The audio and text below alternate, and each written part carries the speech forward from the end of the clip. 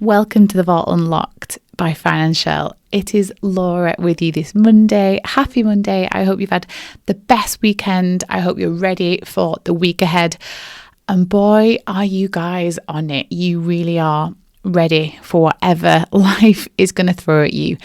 I have been just like in awe of the things that you're achieving and sharing in the community, sharing on Instagram, definitely sharing on TikTok as we've been talking about in the last Unlocked episode, seeing you guys, literally change your lives. This isn't just about money that you've paid off or money that you've invested.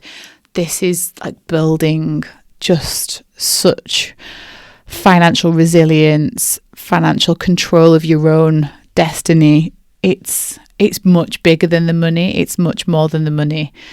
And that's literally why Financial exists. Financial exists to help provide a space and an environment for you to flourish with your money and to improve yourselves as people, improve your relationships, and ultimately give back and be able to help others. One of the most wonderful things that comes out of a lot of chats with Financial is if you can help someone take control of their money, create that excess and make them understand and believe in themselves that they can, survive on very little money sometimes, especially if you're going super lean and super intense, but that they have enough that they're, even when they cut everything, they're actually okay.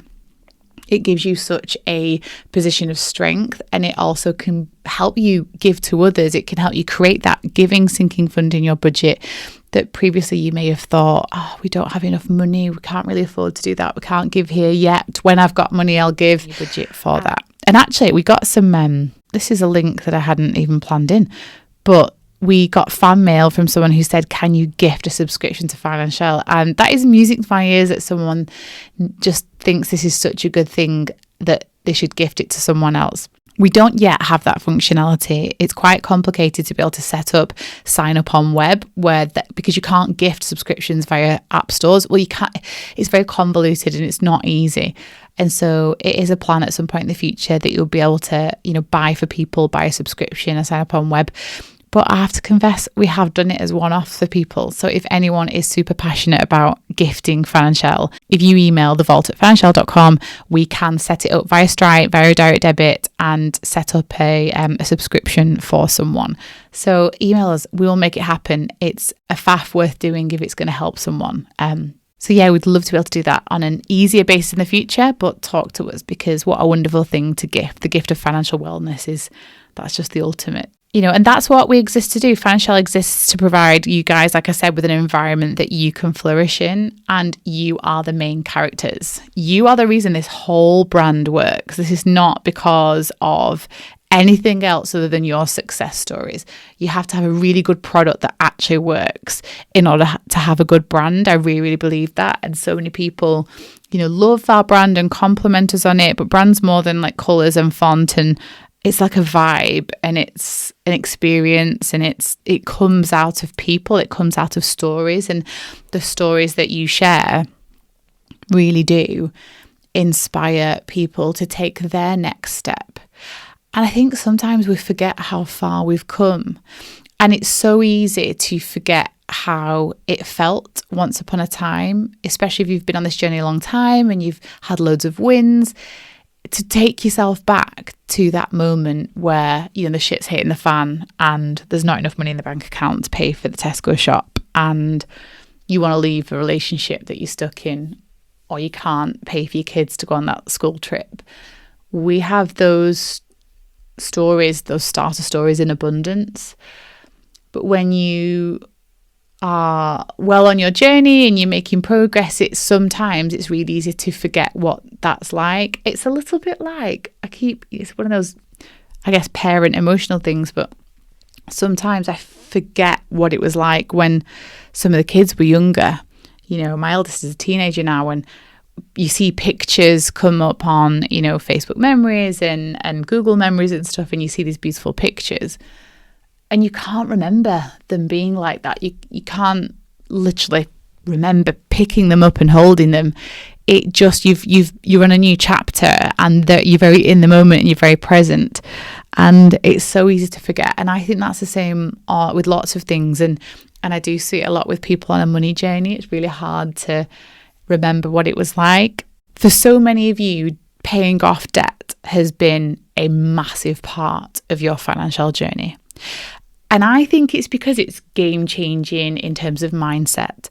So many people don't talk about consumer debt. So many people, especially brands and companies, want you to have it. They want you to check out with buy now, pay later. They want you to use a credit card. They're happy for you to get cars on finance because that's what converts you. That's what makes the sale easier. You know, if money is a blocker, let's provide finance and let's make it more accessible to you. And so to have a brand, which we do, and to have a community and a methodology that talks about paying off your debt is actually quite rare. It really is. It's more common in personal finance, but it's not part of everyday life. It's such a big deal to make a decision to pay off your debt. Such a big decision because it's not a maths thing. It's not a question. Of course, it makes sense financially to pay off consumer debt. It's like a decision to stop smoking. It's like that decision to know that that's so bad for your health that you decide never again. This is the same thing with debt because it's such a big part of our spending habits and people, you know, we hear so many stories, people getting into debt at 18 and basically that's it until they're in the 40s. You know, that it hangs around. It's been spoken about, especially buy now, pay later as a gateway drug for so many young people. And if you're young, listen to this, or if you have older teens, let's remind them, you will have this for the next 20 years. Once you allow it and once you have it as part of the way that you pay for things, it sticks. Your brain likes routine, it likes habit. If it does something once, it kind of starts the process of forming that new habit. So the neural pathway is created. And the more that you do that thing, the wider the pathway is. And so for the chemicals to kind of flow through your brain really quickly. But the minute you use it, it becomes an option. Once you have that option, your brain knows it's there. You can't forget that option. And so it becomes an option every single time. And so the moment that you make this conscious decision to not use credit and to pay off your debt, your brain has to work really hard to form that new habit to remove it as an option. And it's probably not going to be able to remove it as an option for a long time. You're going to have to practice not using credit because it's been so easy. It's literally been a part of the way that you pay for things. It's at every checkout. You've been bombarded in the mail. You've been bombarded on email, websites. Like you are being tempted at every corner to use credit. And so the first time that you decide not to, and you say, I'm never using credit again, and you want to pay off your debt, temptation's going to be there. But I promise you, it gets easier. As time passes, every single time you make a financial decision, as long as credit's not an option, you move further away from that time where it was. And you know, I have been consumer debt free for such a long time now that I promise you, it doesn't even enter my mind. I would never, ever consider using consumer credit to buy something if I didn't have the cash for it. And you may think that's a comment from a position of privilege, and I think that's definitely fair. But don't forget, I have been on a money journey and it took me a very long time. But I promise you, it gets easier. As time goes on, it literally disappears as a payment option. It just doesn't come into your brain, but it takes a while for that to happen. So to make that decision that you are never going to use credit again, I'm going to pay off my debt, it's such a big mind shift. You're literally changing the wiring of your brain to do that. And so a debt-free journey is tough. It is so, so tough, but it absolutely can change your life. And what I decided to do was I went into the community and I said, look, I'd love to talk about people's debt-free journeys. But maybe not in the sense of let's speak to people that are completely debt-free, although I'd love to always hear anyone's stories. If anyone wants to send any in, post in the community, email thevault@financial.com, please do share your story, because I think the debt payoff, you know, that saying that you're actually, you know, consumer debt-free is such an inspirational thing. I think we'd love more of that. I was actually more interested in the people that are currently on a debt-free journey. You know, they're doing their budgets, they've built their emergency funds, they're using sinking funds to pay for things, and they're absolutely chipping away at this debt. I wanted to hear from people, and so I did ask if I could find out a little bit about people. So we're going to hear about some of our community members and just see the amazing things that they're achieving. So first up, we've got Jenna. Jenna is 33. Her starting debt was $144,500 and it is currently now $89,900. So she's essentially paid off over $50,000. She says, all of my debt is student loan debt. And while it has felt like a ball and chain at times, ultimately, I have a high-paying job now that I thoroughly enjoy. I fully finished school in 2021, so I've been able to put a good dent in it despite high interest rates. I keep telling myself that there is light at the end of the tunnel, and while it sucks at times paying it back now, it was investment in myself for a good career. Jenna, paying off over $50,000 in that time is absolutely amazing. You should be so proud of yourself. And student loans are really, really difficult because it is that mental debate around, are you getting your return from it? You know, you need to hope that you get the right job that helps to pay back the loan or pay as much of it back as kind of you need to, because otherwise it can make people feel stressed. And we've had so many people messaging before about regret around student loans or, you know, being unsure around whether they should progress more study. And ultimately it's an investment debate, isn't it? But you are making so much progress. The fact that basically a third of it has already gone and, you know, interest rates depends where you are, but we're hoping that they are going to slow a little bit. They might even come down.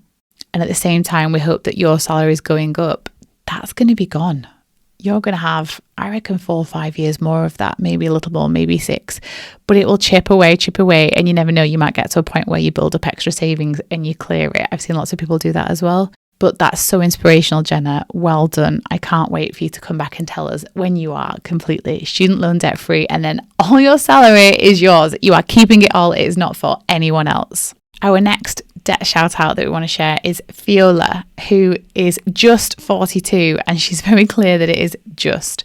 She started in November 2024 with £63,000 on credit cards. She now has £43,000 left and a completed mini emergency fund. She says, I never thought of my debt as a problem, as I always made my minimum payments, although spent the money again every month. But when I was made redundant, it became very clear this wasn't sustainable. This was a huge turning point for me, as I realised that whilst I earned a great salary, I never actually had any money. My advice is to just start. I buried my head in the sand for so long, and I wish I'd done this sooner so I could be debt-free already. I also highly recommend POTS, knowing I have my bills already accounted for and what I truly have left for the month without using credit is the best feeling. I feel more in control than ever of my finances, and that really is everything. Fiola, well done. The fact that since November you have paid off £20,000 of credit card debt is unreal, and a completed mini emergency fund. Your story is so common, especially of a higher earner, and you may or may not be, but I do get that vibe a little bit, because what seems to happen is you feel very comfortable when you get a bigger salary coming in that I can make my payments, it's fine, and you kind of get a little less worried about the total sometimes because you can always get the next paycheck and kind of pay a bit off. And as you said, you were just keeping it going and keep topping up the debt and keep spending. And it just takes one thing to rip the rug from under us, and suddenly we are in a position where you need to find a new role, you've not got emergency savings, and you still have these, fairly high minimum payments to make on credit cards. And that's such a position of stress, and you have been put through that. And whether you do or don't believe that this was the right thing and things happen for a reason, hopefully it has been that wonderful wake-up call for you that's like, okay, this was a moment, this was an intervention. I need to get my act together and get the budget in place so that, especially as a higher earner, and you do actually say it, whilst I earned a great salary, we want you to use that and to build up big emergency savings. And also ultimately, and really importantly, we want everyone to be investing. And especially when you're a higher earner, because quite frankly, you should be able to use the excess cash in your paycheck to put towards things that grow your net worth. We want more people investing. We especially want more women investing. And we can't do that if we're spending all our money on stuff. What we need to do is the financial way. We need to spend our money on some things and some stuff, because some stuff is okay, but not every stuff or all the stuff. it is about getting the balance right. And I feel like you, Fiona, are in a position where you definitely are doing that. The fact that you love pots is so amazing. A funny story about pots. You may not know this, but Monzo, I believe, were the first brand to come up with the pots feature. And everyone else, obviously, lots of the newer banks have them now. And it actually came from a customer. It was a customer service agent that someone was chatting to a customer service agent and fed back that, do you know, it'd be good if I could like divide all my money up and not see it, you know, and not have it just in my main account. And this person fed that back to the product team and they spun it up and they did the development and they put it live. And so that came from a customer. And now we all love our pots, and just the idea that you know what you've got left for the month, you know, your guilt-free money, because if you've used your excess to do the thing that you want to do, if you've got a good budget with all your bills sorted, if you've got your sinking fund pots being built up in the background, and then you've got your flexible expenses that are, you know, a bit more literally flexible, but you have more choice with them, you feel so in control. So congratulations. At the rate that you are going, that could go this year. You definitely could be a 2025 debt-free Financial member, Fiona. So good luck. Let us know how you get on. Okay, so next up is Heather. Heather is 29. She's turning 30 in 2 weeks. So by the time you listen to this, it's nearly just over 1 week to your birthday. Heather, happy birthday from us, and happy birthday to Fiona, who said she was just 42 as well. She says, I started in January with around £10,000 debt, and I'm now down to £8,500 debt. My biggest tip is keep sinking funds for the things you enjoy. Mine is coffees out. Because without allowing myself these little things occasionally, I have been so disheartened when trying to get my money shit together in the past. And like you always say on The Vault, because the money is there and I'm allowed to spend it on my coffees, I often don't. You got that right, Heather. And she also says, before Financial, I firmly believed that I couldn't survive on my current salary month to month. Now I have an excess and I'm making progress towards my debts being cleared. So keep going. Every little helps. You absolutely nailed it, Heather. And that's such a big takeaway that we want everyone to have, which is you can literally have a takeaway. You can have the coffee, you can have the things. You just can't have everything, because if you have everything at once, you make no progress. There's no balance, as we've just talked about on the previous example. But just by creating permission to spend, it does two things. One, it takes away the guilt if you do spend, because it was allocated. So if you have a coffees fund, so many people at Financial are in the matcha phase right now. I can't decide whether to jump on it. I think it's better to just stay away and stay out of trouble. But if that's your thing, especially as, like, it's coming spring, it's a nice thing to get iced coffees. If it's coming to winter, you want to wrap yourself up and have a little bit of gingerbread in it and, you know, a pick-me-up. There's been such the latte factor and the latte myth for absolutely years, which is that's the thing that's holding millennials back, as an example, but people back from hitting their financial goals.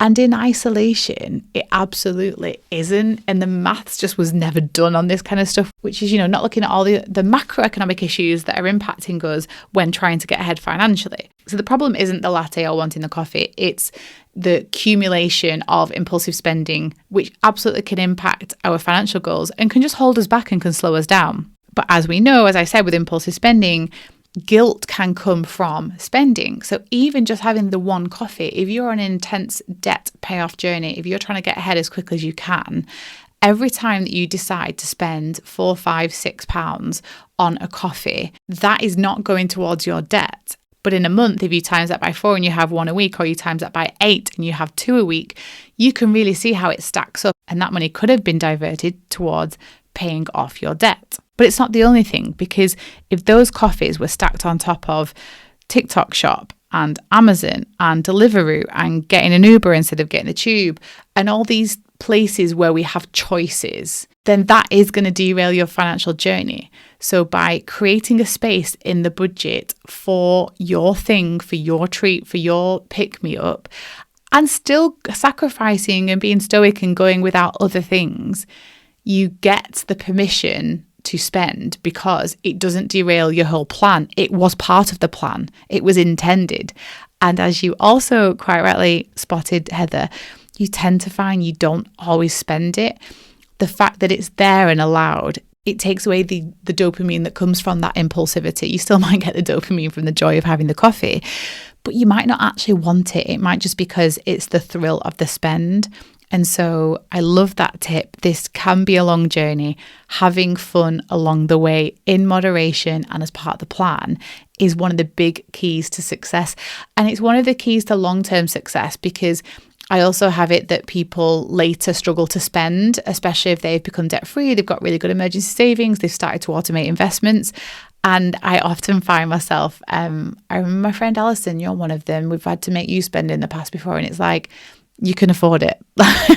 Or, you're umming and over something. It's like, okay, can we talk this as a percentage of your income, your annual income, and your net worth? And let's decide whether you can afford the Charlotte Tilbury lip gloss. I'm making that up. She might not have wanted that, but you get my point. We can really struggle later with spending when we have money. So it's kind of the opposite effect, but putting it in the budget, giving yourself permission, can take away those feelings of guilt and doesn't hold us back on our money journeys. So happy birthday coming up soon, Heather. And thank you for sharing your story. A few more. Got a nice little one from Delaney in the community, who is 39. You started off with £22,000 and change. I love that, and change. And you now have £12,000 and change left. So you have smashed off £10,000 from your debt total. You say, we're the only ones keeping ourselves from living our best life. Stop living in your head. Pay that debt little by little. We'll get there. You started 3 months ago. I was going to say, I don't know why I'm getting emotional over this, but I do, because I really, really resonate with what Delaney said. And we are living in our heads, and we do overthink things, and we spend money to keep up appearances and to look like we're living a good life. And actually deep down, we might not be. Whereas sometimes, stripping everything back, going back to basics, really being comfortable about who you are, making proactive plans about your life, things that you actually like to do, and then working your budget around that is just so empowering. And actually, sometimes we've had some really good questions around, I'm on a debt-free journey and it's such a slog and I just want a treat. Can I have a treat? And it's so lovely. And you feel like saying, of course you can have a treat. And but sometimes when people think that way, they're not thinking that actually paying off debt is a gift to yourself as well. It's a gift to your future self. It is one of the best things that you can do for yourself financially. If you have consumer debt and you build a budget that prioritizes paying it off, this is literally a gift to your future self. Your future self will do two things when they've not got consumer debt. They will have more money for fun things, experiences, food, trips, gifts to people, new pajamas, candles where you literally set fire to money. You will have more money to be able to get those things. But you'll also have more money to invest. It is our job to get you to grow. Remember that. We always say that at Financial. Survive, build and grow. You are in survive mode if you are building your mini emergency fund and paying off debt. And once you've done that, we want you to move to build that bigger emergency fund, start thinking about buying a home if that's something that you would like to do, and make sure you build those big life goals. So where your sinking funds is your budget too strict? This is a point where you can kind of relax a little bit. But then we get you to grow where you are investing your excess cash in your budget towards things that grow your net worth, which is inherently, one, investing in the market, whether it be for retirement or whether it be for pre-retirement, two, investing in property, if that's something for you, and three, overpaying a mortgage. All those things, putting your excess cash to all those things will increase your net worth. And that's where we're getting you to. So by paying off debt, you are absolutely gifting your future self. Our next one is Michelle. She is age 40, but not in her head. Started in March 2024. She actually screenshotted an image of the debt tracker in the app, and she says, see image for debt. Oh my gosh. So hers is total debt amount, £45,032.59. She has £29,685 to go. Michelle has paid off over £15,000 in a year.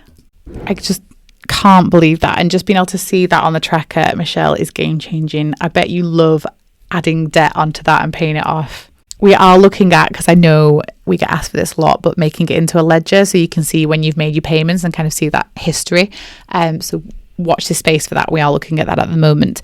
But you say, my tip would be, don't get disheartened. It does get better. And the less debt you have, the less you feel helpless every single month. Michelle, that's an amazing way to look at it. And just picking up on what I said on Delaney's comment, it is a gift. It's a gift to yourself. Every single payment, however small, however big, is doing something for your future self. And you can't underestimate what it's doing to your health, your mental health, especially sometimes your physical health. You know, you're going to sleep that bit better. You're going to have a little less anxiety. You're going to have a little less nausea. You're going to be able to relax a little bit more. You might be a happier person to be around, but you might be a happier person for you. And every single debt payment can do that. So yeah, don't get disheartened. It can be a long road. Some people are doing this journey for years.